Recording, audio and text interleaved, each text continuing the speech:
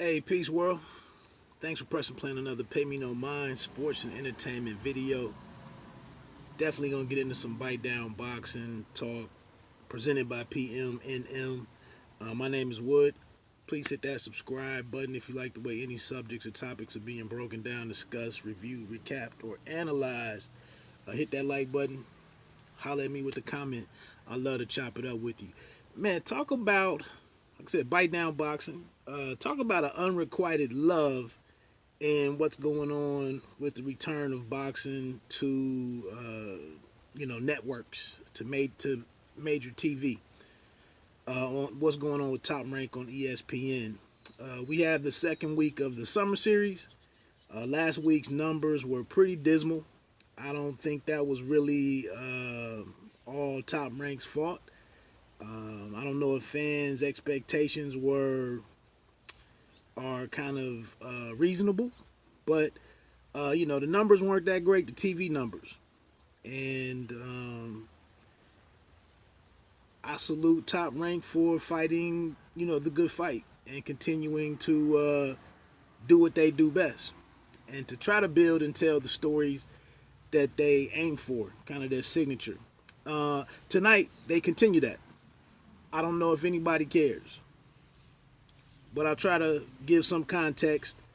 The show is headlined by Joshua Don't Blink Greer Jr. He's taking on, I believe his name is Mike Plania, a Filipino kid. One or two losses. What's on the line for Greer is a shot at either the WBO bantamweight title or the IBF bantamweight title. He's in the top 5 in both of those, for both of those sanctioning bodies, and like number 2, I believe, in the WBO. So he's trying to maintain his spot in line. He previously had to fight with one of the Maloney brothers lined up before the COVID pandemic situation, derailed everything. That would have been like April 25th, I believe. So tonight, he's facing this Plania kid. The another headline with this fight is that this is Greer Jr.'s, by the way, a friend of the channel, but this is his return to his hometown gym under the tutelage of his longtime coach George Hernandez. I want to say, I always get it confused whether it's Gordon Park or Garfield Park. I believe it's Garfield Park in Chicago. Actually drove by there on accident one night, coming from a weigh-in for a DAZN card a couple years ago, and saw the sign for it, and it was in an interesting neighborhood for somebody from out of town. But he had 7 fights under John Pullman and was training him and his partner Nathaniel Gallimore. Were both out there in Northridge, California, under John Pullman. And over the course of those 7 fights, something just went awry with Greer Jr.'s offense, which was one time was pretty balanced and somewhat dynamic. And along with that, the power that's behind the name Don't Blink. But something went away with that. And it was weird to see him kind of go through lackluster performances against Nikolai Potapov, and as well as Antonio Nieves of Cleveland, Ohio. He barely got through both of those on the cards. And then what makes tonight interesting is that even before that, against the Lozano kid, Greer Jr. was actually knocked down early in the fight. I want to say second through fourth round or something.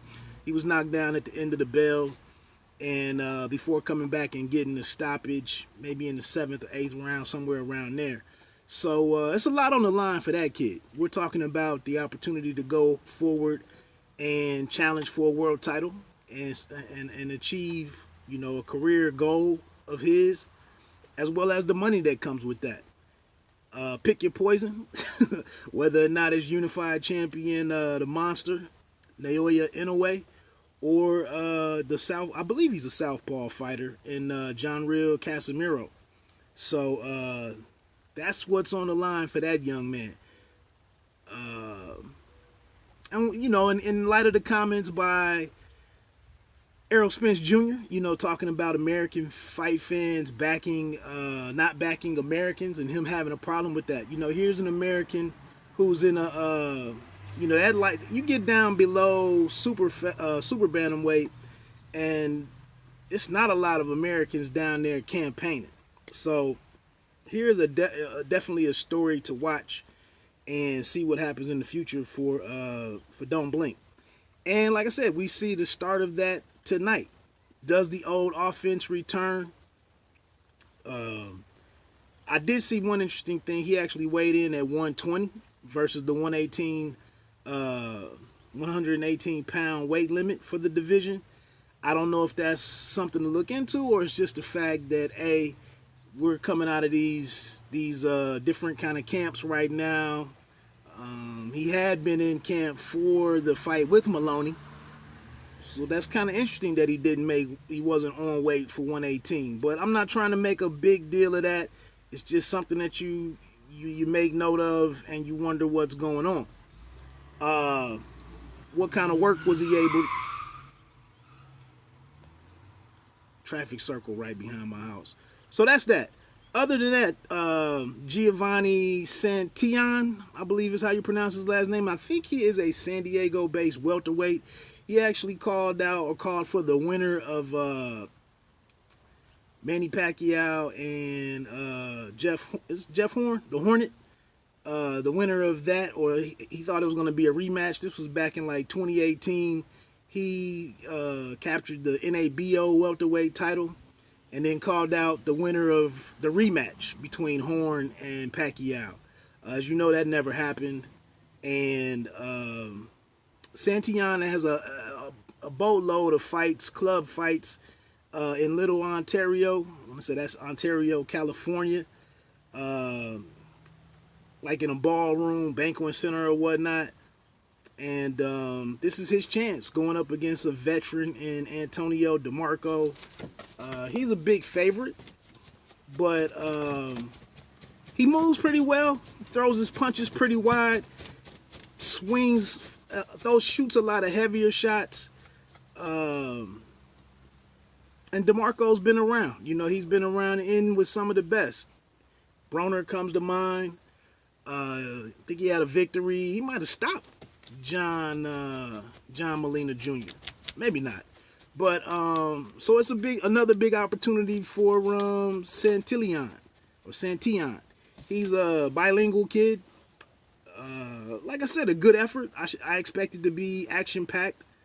And that's about it, man. So, we'll see two American U.S.-based guys go out here and try to advance their careers and step up in terms of, lucrative purses and bigger opponents, bigger opportunities. So that's kind of the nitty-gritty for the night.